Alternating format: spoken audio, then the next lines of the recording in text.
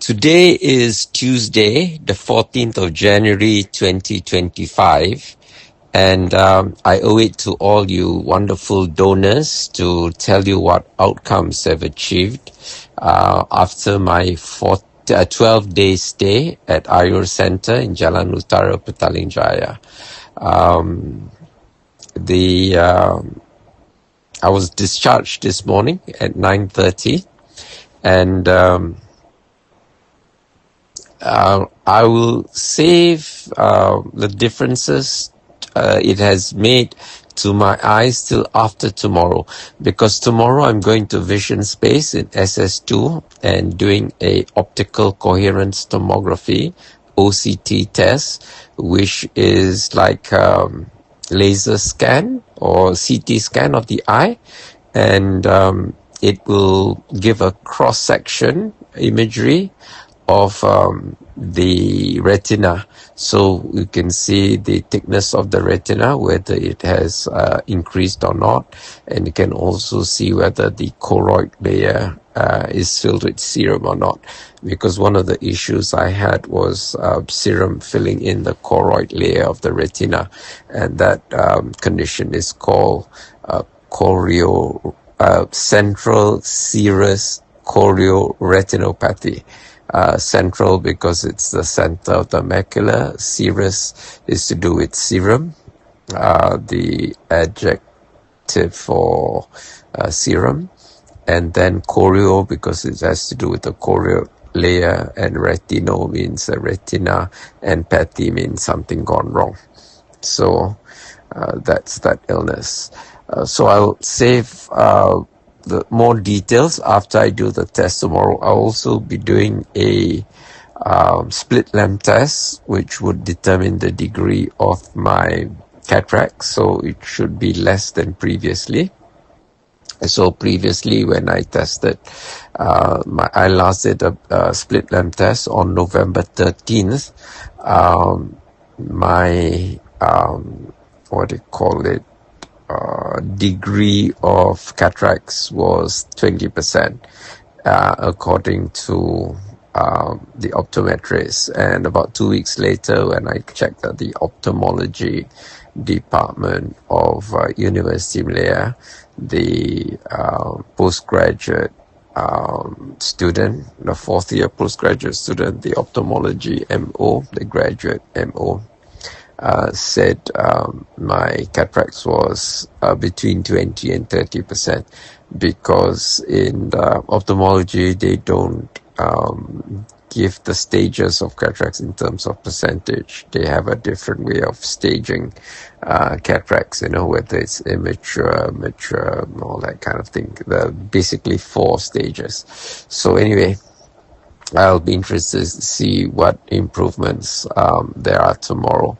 But what I can tell you is in the 12 days or so that I was at the Ayur Center, I've never had the need to use my sunglasses, because I was indoors most of the time with the curtains drawn, and no need to go outside. But I did go outside once or twice at noon just to test my pupillary reaction and to see whether there's any difference. So the difference is this. This is purely subjective. It's not quantitative. You'll get a more quantitative result tomorrow. Okay, so when I go outside, things are still bright and white. So there are certain things I just can't see because it's too bright. But this is going outside without sunglasses just to test, okay? So but what happens is there's no pain, because last time the bright sunlight used to be painful to me and couldn't stand it. So sometimes when it's very bright, I even have to wear 2 pairs of sunglasses over each other. I have my regular sunglasses and I have these over glasses, which are like safety goggles, but are tinted with medical grade polarizing lenses. So I have to use double to be able to see comfortably without pain. So now I can open my eyes outside and it's not painful. And the other thing which has gradually happened, because I've been going for the treatment since November, as Ayurveda as an outpatient and then as an inpatient the last 12 days, is that I don't see things with a sepia tone, and colors are more vivid as a result of that. So like a bucket they use at the Ayurveda Center, it looks cherry red to me. Previously it was more like crimson gray, didn't quite make out. But what happened 2 or 3 days ago, this is not just subjective thing, the floor of the Ayurveda Center I thought was plain colored. But 2 or 3 days ago, I noticed was actually mottled. So I didn't notice the mottling before, because one of the things with this cataract, I can't resolve things. I don't see fine detail. So that fine detail suddenly appeared to me one morning after my treatment. So, I was quite pleased with that. So anything I tell you now will be quite subjective, but tomorrow I'll do the Ishihara test, which is a color blindness test, and there are 24 plates in that test, so I'll see how many plates I can discern the numbers, because the previous time I did it on November 13th or November 20th, I think November 20th, because we forgot to do the Ishihara on the 13th. I couldn't see a damn thing. All 24 plates, I can't make out the numbers in the Ishihara test. Okay, so that's as far as my eyes was concerned. Okay, now you have to understand that Ayurveda is a holistic approach to medicine. It doesn't address or relieve symptoms. Okay, it addresses the underlying root cause, the underlying pathophysiology. And if you read Professor Robert Lustig's book, he explains that there are only 8 pathophysiologies that are responsible for all non-communicable diseases, okay? And all non-communicable diseases are a manifestation of one or more in combination of these 8 pathophysiologies. So they manifest themselves as various diseases. So one of the pathophysiologies is insulin resistance, which is the underlying pathophysiology of diabetes. Now, let me explain that diabetes, which I've had since, I was diagnosed in 2017. A lot of people have a misunderstanding about diabetes. They think diabetes is high blood sugar. Diabetes is not. I repeat, diabetes is not high blood sugar. Hyperglycemia, high blood sugar, is a symptom of diabetes. It is not the disease process. It is not the underlying pathophysiology. So in Western medicine, they do not address the underlying pathophysiology. They give you metformin, which relieves the symptom. And Western medicine is produced by Big Pharma, which also puts out a lot of agnotology out there. Agnotology is keeping people ignorant, the art and science of keeping people practice of keeping people ignorant. So what they do is, Big Pharma is a business, and all businesses want to maximize profits. And how they maximize profits is to make you a lifelong repeat customer. So they give you metformin, and then they say you have to take it until the day you die. And the metformin doesn't work because it doesn't address underlying pathophysiology. It only relieves the symptom. And eventually you need to increase your dose, and then once you reach a maximum legal dose, then you have to take other medications. Okay, so there are issues about metformin. Number one, metformin reduces your blood sugar level, so your blood sugar level looks nice and you think your diabetes is gone, but it hasn't. The underlying pathophysiology is still there. Big Pharma wants you to be ill, but it masks the illness by relieving the symptoms, so you don't know that you have an underlying pathophysiology, or you manage it. Okay, so the underlying pathophysiology is insulin resistance, which is actually fat cells. Fat molecules, intramyocellular lipids, if it's in the muscle tissue, blocking the insulin receptor site. So it actually binds with the insulin receptor site. So insulin can't bind with the receptor site on the surface of every cell in your body. You have to understand that glucose is your friend. Glucose is the fuel that fuels every cell in your body. So when the insulin receptor site is blocked. It's already bound to the intramyocellular lipids. Insulin can't bind there. So you just imagine the cell as a house, and on the surface of the cell is a door. It's the gateway for glucose to enter the cell to fuel it.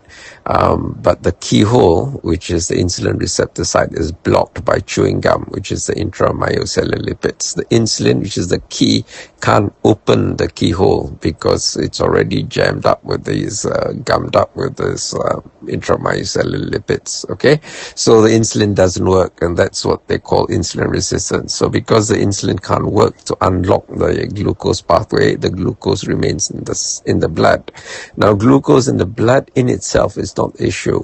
The issue is the glucose can't go where it's supposed to go, which is your cells. So your cells are starved of fuel, and they eventually atrophy and die.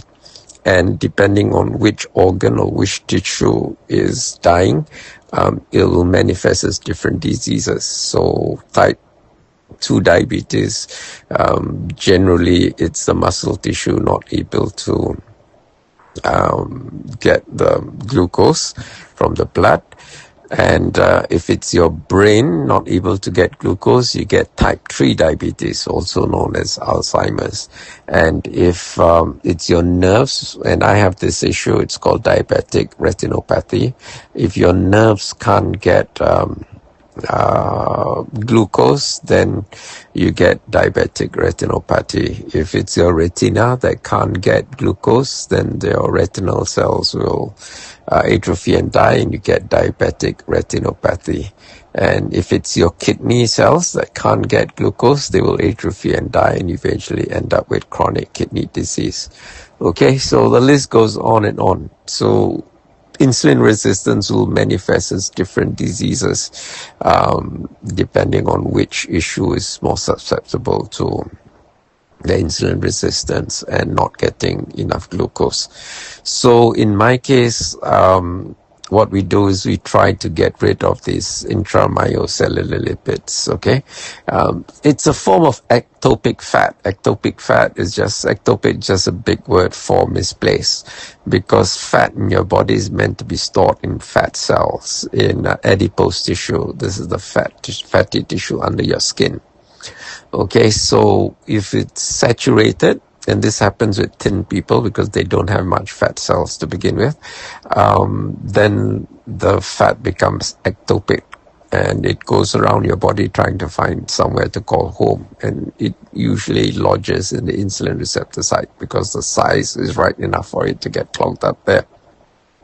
If it gets clogged up in your blood vessels, you get cardiovascular disease, because when your lining of your blood vessels don't get glucose, then they die and they harden. And then when they harden, they're inflexible, they can't dilate, and your blood pressure goes up because your piping is clogged up, it's stiff. And yeah. Okay, so what the treatments do is try to get rid of the extra fat in the body, and that can be seen by my weight. So my weight and BMI have gone down. My weight is 63.6, which is the lowest it's been in the past 18 months. So that itself is an achievement. And considering at the Ayurveda Center, if you've been viewing the previous health updates, you see I hardly walk, like 0.13 kilometers. That's 130 meters. I just go up and down the stairs, or, basically I'm just in bed resting, or going to the toilet to relieve myself. So I hardly walk up any stairs. By comparison, today I've walked 5.1 kilometers as of 3:21 today, and climbed 6 flights of stairs. Okay, so and then the blood sugar this morning was a bit high. It's 9.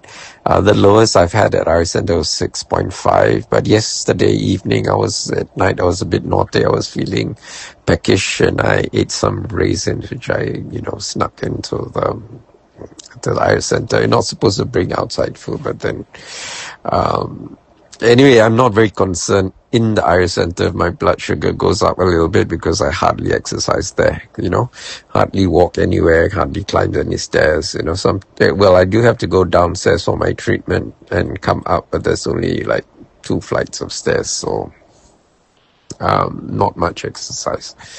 So the other things is the eye treatment, where they pour a decoction, a herbal decoction over my eyes. That's called Netra Dara.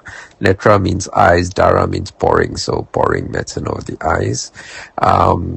That removes impurities from the eyes. Now, if you read the Ayurveda literature, they're not very specific. They don't even use the word toxins. They just say impurities, because you have to understand these Ayurveda texts were originally written like thousands of years ago.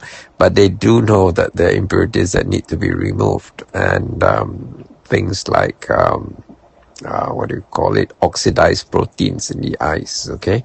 So initially when I did the Netradhara, it smarts a bit, and then the pain got less. But the last treatment I did yesterday, no pain at all, no discomfort, nothing, no irritation. So the therapist says that happens over time when, all the toxins are removed and there's nothing left to come out. So there's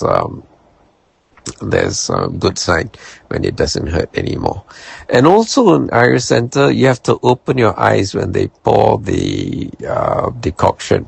Whereas on the videos that I've seen on YouTube, they say close your eyelids. But then in the other videos, they keep pouring for about half an hour.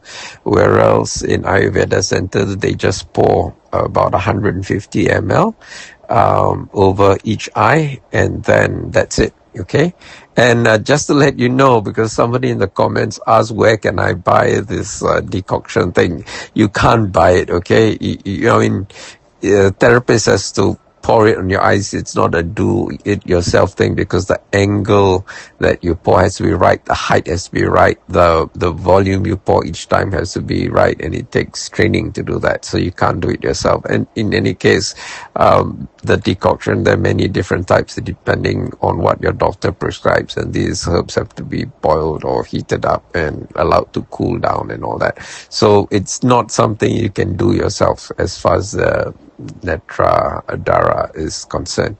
And then for 4 days I did another treatment called Netra Tarpana. Netra Tarpana. Netra means eyes again, and Tarpana is ghee. So traditionally they use they make like a dam around your eyes of dough made of gram flour. And then to make it pleasant, they put some essential oils in the dough so that it smells nice. But at the Ayurveda center, they're more modern. They use goggles with the glass removed. So you just wear these goggles, and then like swimming goggles, and then they pour the ghee, medicated ghee, on it. And you just have to blink and roll your eyes for 20 minutes. Okay.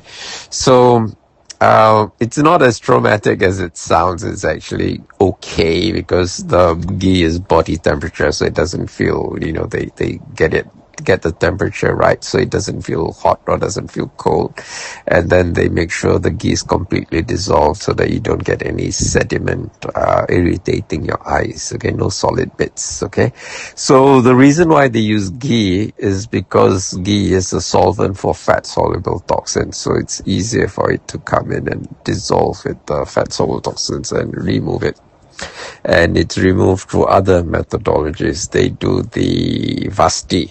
Vastis are enemas, and there are 2 types of Vastis that I did over a 5-day period. First 2 days I had to do an oil enema, which is the what's the name now? Sneha Vasti. Okay, so this is about 150 ml. I made a video about this of, the therapist inserting the enema up my back passage. Of course, I didn't show you the graphic bits. I showed you by face, but there's a video about that in one of the health updates if you want to have a look. Okay, anyway, those first 2 days was preparation for the big one. The big one is called Kashaya Vasti. This is a decoction, and it's a lot more. It's about 700 ml of a herbal decoction. And that one is inserted in, and then you just sit up for a while until you feel like releasing. Then you go sit in the toilet and everything comes out. So that's on the third day, and then fourth and fifth day, the last 4 and 5 days, I did the Sneha Vasti again, the oil enema. Okay, so when the oil enemas are done, it's mutually exclusive with the Netra Tarpana, because the Netrapana uses ghee. So the oil, when you do oil for one part of the body, you can't use oil for the other part of the body, because the solvents, will go to the wrong place and all that kind of thing.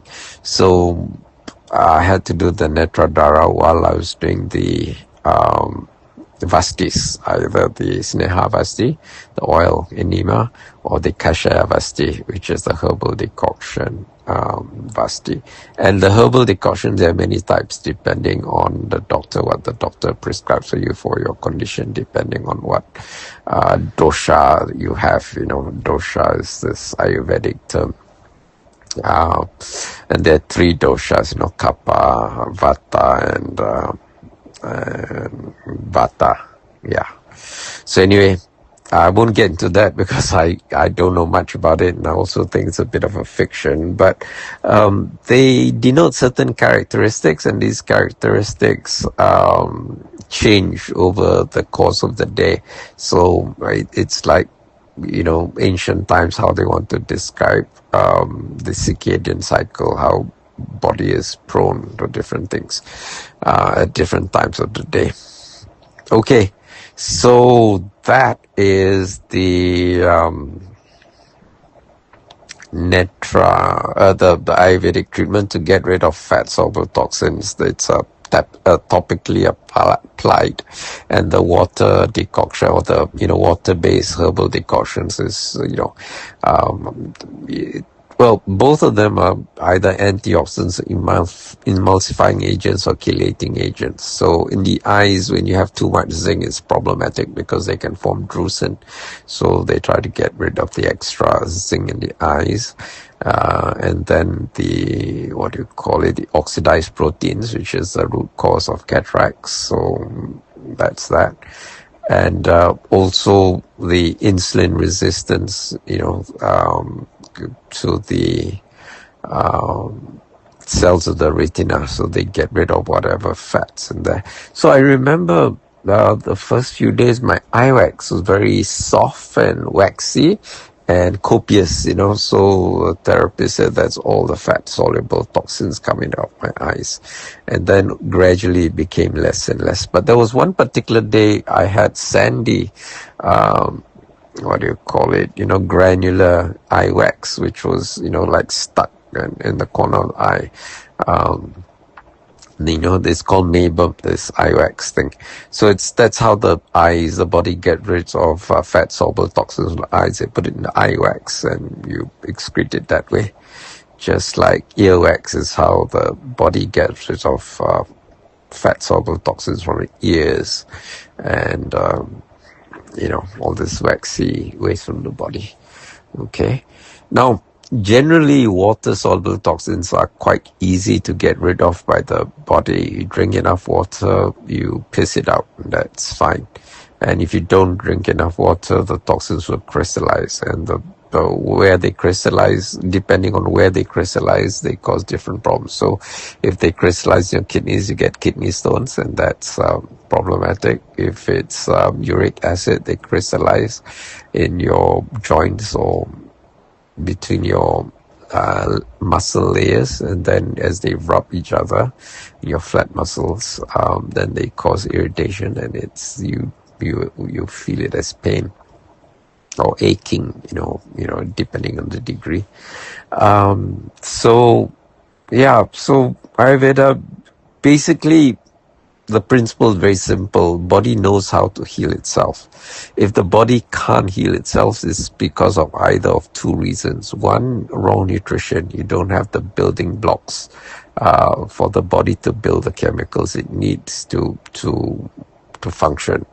to repair the body and all that. Or you're eating toxins and they, inhibit the body's physiology to do what it needs to do. So in that, you have to get rid of the toxins at the same time, eat good nutrition. Now, the food at the Ayurveda center is edible. It is not delicious or tasty, okay? But it's edible, and some people might think it needs a little bit more spice, a little bit more salt, it needs to be sweeter, whatever, but there's a reason why they make it bland, so that it's easily digestible, one, and secondly, don't add toxins to the body, so that the medicines they give and the treatments they give can work without complications, okay? So we have to get rid of the toxins in the body, that's one thing, and then don't add more toxins into your body as well.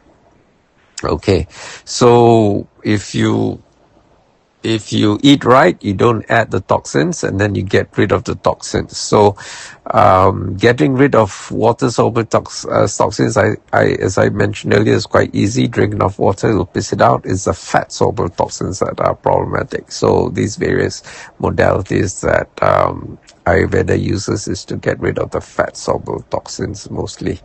Okay, and the hot oil massage is a form of it's similar to the Swedish lymphatic drainage massages. So get your lymphatic system working. The lymph system is how you get rid of fat-soluble toxins in your body. So once the lymphatic system is working better, it's easier for your body to get rid of the fat-soluble toxins together with all the other herbs and stuff they give you.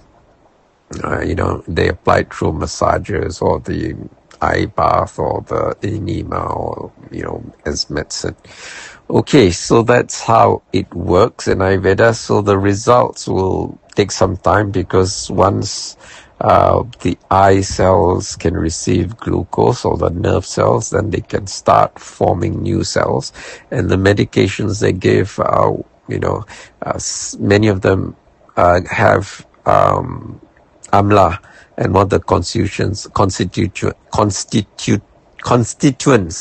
amla is ellagic acid, and ellagic acid is vital for the formation of stem cells. So it takes time for the new retinal cells in my macula to regenerate and grow. So we'll see. I'll do an OCT and whatever test tomorrow, and then we'll do more maybe in a month's time or later, or maybe just before I see my ophthalmologist at UMMC. They've been pretty hopeless. They've never discussed treatment options or treatment plans. They basically wait until my cataracts matured and go opaque, and I'm like really blind, can't see a damn thing and desperate, and then they will offer surgery. And surgery, as far as they're concerned, is a big money maker lah. So they basically use a laser to cut your lens in your eye, then they use ultrasound to smash it to smaller bits, and then they use a vacuum to suction it out. And then they will pop in a new plastic lens, and it's actually, they cut a slit in the side of your eyeball, they insert it that way, and when it's inserted, it's folded like a butterfly, and it goes in, it pops open, okay? So I think it's an end-of-pipe solution, which rather than addressing the root cause, you wait until it gets so bad and then you do an implant. So the cataract operation is basically an intraocular lens implant. It's a plastic lens, take out your old one, put in a new one, artificial one, making you into a cyborg, Anyway, with the weight going down, it means, fat also been removed. So I'm happy with that. So it's the lowest weight in the past 18 months. So, that's a good sign and a good trend. I just have to keep eating clean with my whole food plant-based diet. I've got hundreds of recipes that I've made. So I've got videos on that, like almost 400 or maybe just over 400. I can't remember. But I'll post a link to my recipes if you want to try my whole food plant-based recipes. Okay. Yeah, that's it for today. It's a long one, I know, but I think I owe you an explanation. See you next time. Bye.